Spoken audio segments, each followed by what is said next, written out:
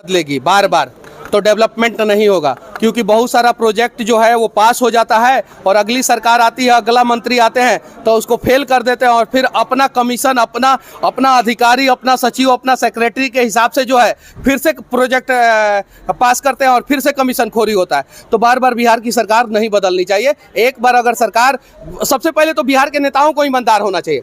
जिस पार्टी को जनादेश मिला है कम से कम 5 साल चलाए, और अगर वो 5 साल नहीं चला पा रहा है तो राष्ट्रपति शासन लागू हो जाए और अगली बार चुनाव हो जाए, किसी भी पार्टी को मिले। सरकार बदलती है पर मुख्यमंत्री नहीं बदलते हैं, तो बिहार का हालात इसीलिए नहीं बदल रहा है, इसीलिए नहीं बदल। जिम्मेदार कौन है? हम जनता है जिम्मेदार, हम जनता है।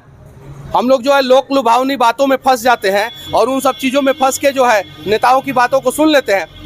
यहाँ पे मुख्यमंत्री नो डाउट, बिहार के मुख्यमंत्री नीतीश कुमार जी मतलब बेदाग छवि के हैं और ईमानदार हैं, लेकिन उनके कुर्सी के चारों तरफ बैठे हुए लोग तो ईमानदार नहीं है ना, नहीं है। बिहार में लूट खसोट मचा हुआ है, स्वास्थ्य विभाग में जबरदस्त लूट है, शिक्षा विभाग में जबरदस्त लूट है, आपदा विभाग में जबरदस्त लूट है, पथ परिवहन विभाग में जबरदस्त लूट है, भवन निर्माण विभाग में जबरदस्त लूट है, और भी बहुत सारा डिपार्टमेंट है, खनन डिपार्टमेंट जिसमें बालू वालू का खनन किया जाता है। अरे उसमें तो बालू का खनन नहीं होता है, वो बिहार को खोद के बर्बाद कर दे रहे हैं।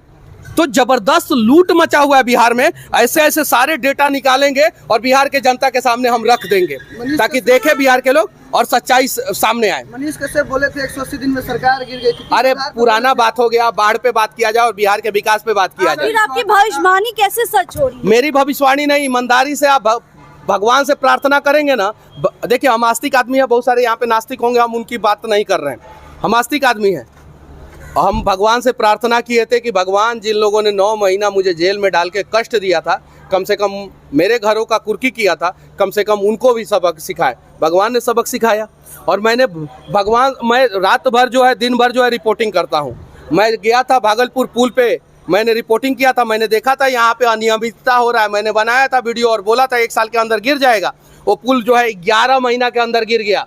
13 महीना पे भी गिर सकता था, लेकिन 11 ही महीना में गिर गया वो पुल। और मैं अभी बोल रहा हूँ बख्तियारपुर, बिहार शरीफ, नवादा, रजौली जो 4 लेन बन रहा है उसमें अनेकों फ्लाईओवर गिरेंगे अगर ये लोग सुधार नहीं किए तो। और आप लोगों से बोल रहा हूँ, जाइए रिपोर्टिंग कीजिए। आप लोगों के आंखों से भी गलती दिख जाएगा। आप लोग सिविल इंजीनियर नहीं ना है, तभी भी आप लोगों को गलती दिख जाएगा। जो सॉइल कंपैक्शन किया जाता है उसका नियम होता है कि 1-1 मीटर माटी भर के जो है हाई वाइब्रेशन वाला रोलर से जो है वाइब्रेट करके कॉम्पैक्ट करना है।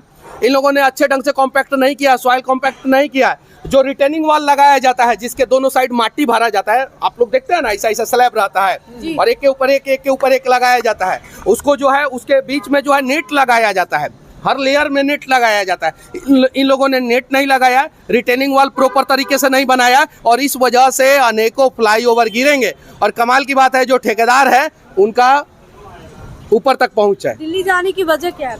देखिए मैंने जो है बिहार को कैसे बाढ़ से बचाया जा सकता है, 100% बाढ़ से तो नहीं बचाया जा सकता है, लेकिन 75% बिहार को बाढ़ से बचाया जा सकता है। बाढ़ का 75% समाधान है। और ये मैं नहीं कह रहा हूँ, ये इस देश के 3 बार प्रधानमंत्री रहे स्वर्गीय अटल बिहारी वाजपेयी जो भारत रत्न भी बने, उनका कहना है, मनीष कश्यप का कहना नहीं है।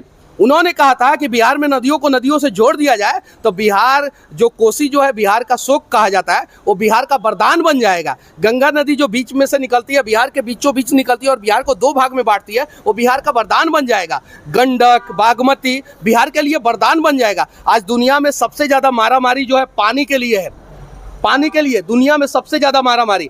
ब्राज़ील के बाद सबसे ज़्यादा पानी जो है नेपाल देश में है। आप गूगल कीजिए और सर्च मारिए, देखिए आपको पता चल जाएगा। और अगर किसी राज्य के हिसाब से देखा जाए तो सबसे ज़्यादा पानी जो है बिहार राज्य में है।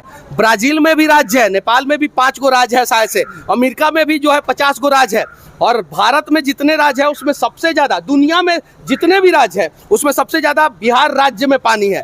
तो पानी हमारे लिए वरदान बनना चाहिए और उसी को वरदान बनाने के लिए सारा डेटा निकाला हूँ और मैं जाऊँगा मिलूंगा, मैं जल संसाधन विभाग के मंत्री से मिलूंगा और मैं ये सारा डेटा दूंगा कि कैसे जो है कहाँ कहाँ से नदियाँ निकलती है। ये काम आप ही क्यों कर रहे हैं? आप भी कर सकती हैं, बिहार सरकार आप भी कर सकती हैं। जनता सरकार को चुनी है तो सरकार को जानना चाहिए ना इस चीज का। देखिए जब आप बचपन में थी, पैदा हुई थी, जब तक आप रोती नहीं थी तब तक आपकी माँ जो है आपको दूध नहीं पिलाती थी। हम लोगों की भी माँ जो है दूध नहीं पिलाती थी जब तक हम बच्चे रोते नहीं थे। तो जब तक बिहार की जनता मांग नहीं करेगी, सरकारें काम नहीं करेगी। बिहार की जनता मांग क्या करती है कि भाई हमारे जात का डेटा थोड़ा नहीं बताना था।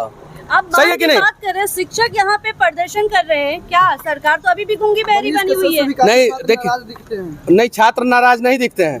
हमसे कोई छात्र नाराज नहीं दिखता है। पूरे बिहार में नहीं, पूरे देश में बहुत सारे छात्र जो है मुझे बहुत मानते हैं। किस बात पे छात्र नाराज दिखेंगे? छात्रों के लिए मैं जेल गया हूँ, आप कभी गए हैं जेल? उकसाने का काम मत कीजिए। आप कितना बार जेल गए छात्रों के लिए? मनीष कश्यप जेल गया है। मनीष कश्यप 4 महीना 18 दिन छात्रों के लिए, 28 दिन छात्रों के लिए ही। अभी मजदूरों के लिए आवाज उठाया तो 9 महीना जेल का हवा काट के आया बिहार और तमिलनाडु में।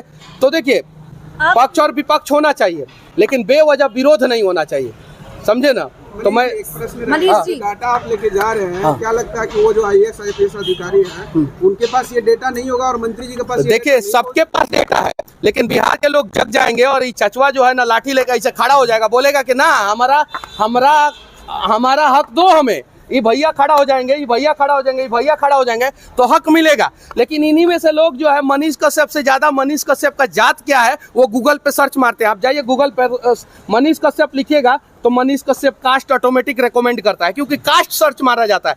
अरे कास्ट से मतलब नहीं है हमें, काबिलियत से मतलब है। और काबिलियत को जिस दिन बिहार के लोग प्रमोट करना शुरू कर देंगे उस दिन बिहार का दशा दिशा बदल जाएगा। यूट्यूबर कभी एक वक्त में हुआ करते थे, अभी वो यूट्यूबर है। आज के डेट में लोगों को आपसे बहुत अपेक्षाएं हैं। हम यूट्यूबर थे, यूट्यूबर हैं, यूट्यूबर रहेंगे और माइक और मनीष कश्यप की दूरी नहीं बढ़ेगी। भविष्य में अगर लोग जो है मुझे दूसरे रास्ते पे भी भेजेंगे तो दूसरे रास्ते पे भी जाके मैं बिहार के लिए लड़ने का प्रयास करूंगा।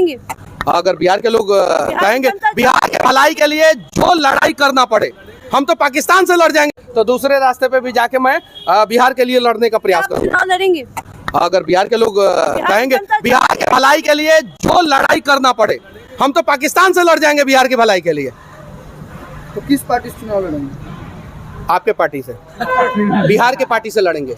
जो बिहार की भलाई करे, जो जनता की भलाई करे, जो बिहार के विकास की बात करे, जो बिहार में बाढ़ का निजात दिलाए, जो बिहार में नया 5 शहर बनाए, जो बिहार में कम से कम 5 इंटरनेशनल एयरपोर्ट बनाए, जो बिहार के हर एक जिला में अंतर्राज्यीय बस टर्मिनल होता है उस प्रकार से बस टर्मिनल बनाए, जो बिहार के हर एक डिस्ट्रिक्ट हेडक्वार्टर में रिंग रोड बनाए, रिंग रोड, जो बिहार के शहरों का विकास करे, गरीबों की बात करे, जो छात्रों की बात करे, उसके साथ मिलकर लड़ेंगे। एक आखिरी सवाल, आज शिक्षक प्रदर्शन पे है, महिलाएं भी है, आप बता दीजिए कोई पार्टी है तो बता दीजिए आप।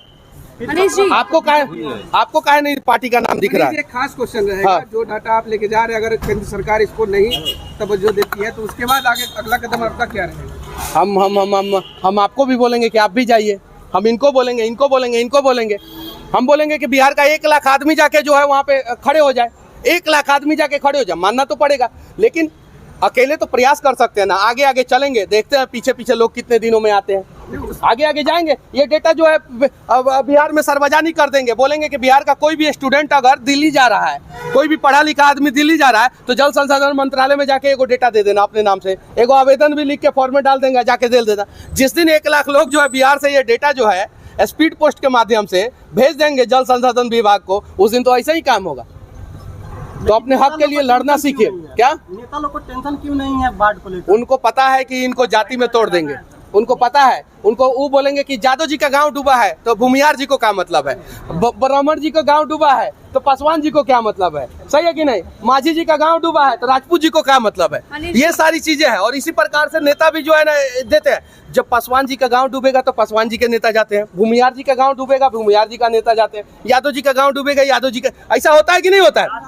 अब गाँव किसी की भी डूबे, जात पात की पॉलिटिक्स कब तक चलेगी? जात पात की पॉलिटिक्स जब आप जाति से ऊपर उठ जाएगी, हम सब जाति से ऊपर। मैं तमिलनाडु में था, मैंने एक कमाल का चीज वहाँ पे सीखा। देखिए आप अपने विषम परिस्थिति में भी आप बहुत सारी चीजों को सीख सकते हैं। तमिलनाडु में कोई सरनेम नहीं लगाता है, आप पता कीजिएगा ये बात सही है कि नहीं? तमिलनाडु में कोई भी व्यक्ति सरनेम नहीं लगाता है। गूगल पे सर्च मारिए, ये बात सही है कि नहीं? और जब सरनेम नहीं लगाता है तो आप बताइए कि तमिलनाडु आगे है कि बिहार आगे है? बताइए, आप आगे, आप बताइए। तो बिहार मॉडल अगर तमिलनाडु अपनाएगा तो बिहार बन जाएगा, और बिहार अगर तमिलनाडु मॉडल अपनाएगा तो तमिलनाडु बन जाएगा। जयललिता और MGR, ये दो आदमी ने, करुणानिधि तो करप्शन के केस में बहुत बार जेल गए, और MK स्टालिन और उनके भी मंत्रियों पे बहुत करप्शन का केस लगा हुआ है, लेकिन MGR और जयललिता ने कमाल का काम किया था।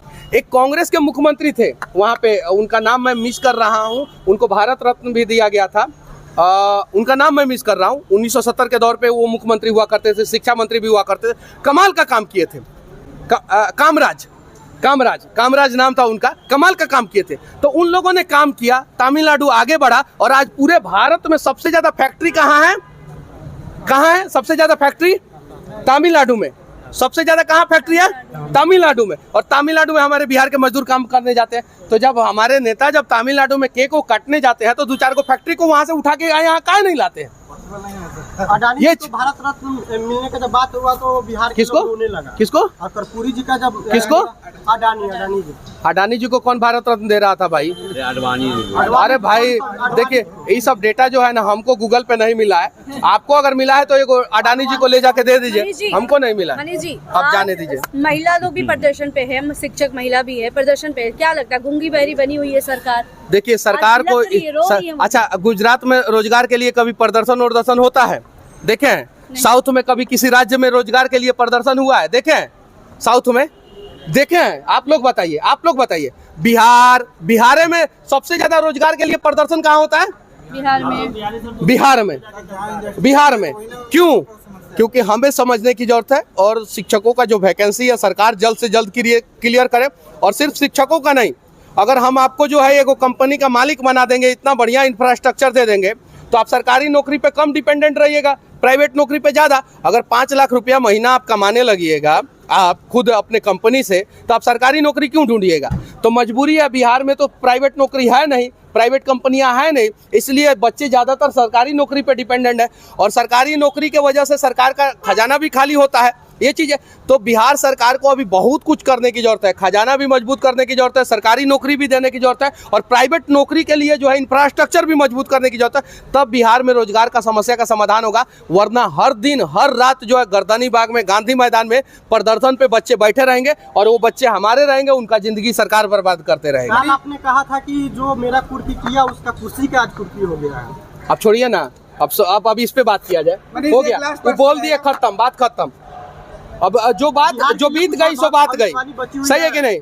वो है ना अमिताभ बच्चन के पिताजी का बहुत सारा कविता, नभ के तारे कितने टूट गए, क्या आकाश कभी शोक मनाता है, मधुशाला में है कि मधुशाला में कितने प्याले टूट गए, क्या मधुशाला कभी शोक मनाता है? जो बीत गई सो बात गई, खत्म हो गया। अब नई कहानी जो है, नया बिहार के लिए बात किया जाए। बिहार के लिए कोई और भविष्यवाणी कर दीजिए कहीं कुछ।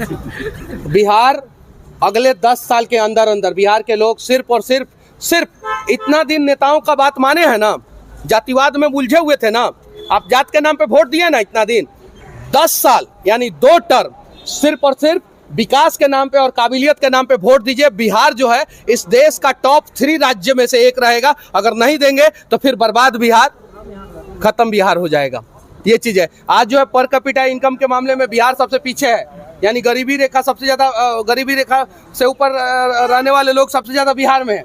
सबसे कम 4 व्हीलर बिहार के लोगों के पास है। तो ये सारी चीजें जातिवाद से ऊपर उठ, तो मजदूरों का फैक्ट्री बन चुका है, तो उस फैक्ट्री को हम लोग बदलेंगे, और बिहार में काबिलियत की फैक्ट्री लगाएंगे, बिहार में बिजनेसमैन की फैक्ट्री लगाएंगे, बिहार में रोजगार की फैक्ट्री लगाएंगे, और बिहार का हालात बदल देंगे। एक लास्ट प्रश्न रहेगा, विधानसभा का सत्र चल रहा है, उसमें अभी आपके हिसाब से किस चीज पे सरकार को सबसे पहले बाढ़ पे, पहला काम बाढ़ पे होना चाहिए। पहला काम बाढ़ पे होना चाहिए। इस साल जो बिहार विधानसभा चल रहा है ना, हम बहुत सारे मंत्री से मिले, नेता से मिले, उनसे बोले कि विधानसभा में जाइए बाढ़ पे सवाल उठाइएगा। लेकिन अब देखिए, पढ़े लिखे होंगे, बिहार के लिए अगर कुछ अच्छा सोचते होंगे तो लोग जाके उठाएंगे, और नहीं सोचते होंगे तो अपने अपने डिपार्टमेंट के लिए। अरे भाई ठीक है, उस पर भी हम लोग बातचीत करेंगे, कभी और बातचीत करेंगे। हाँ चलिए, जय हिंद, जय।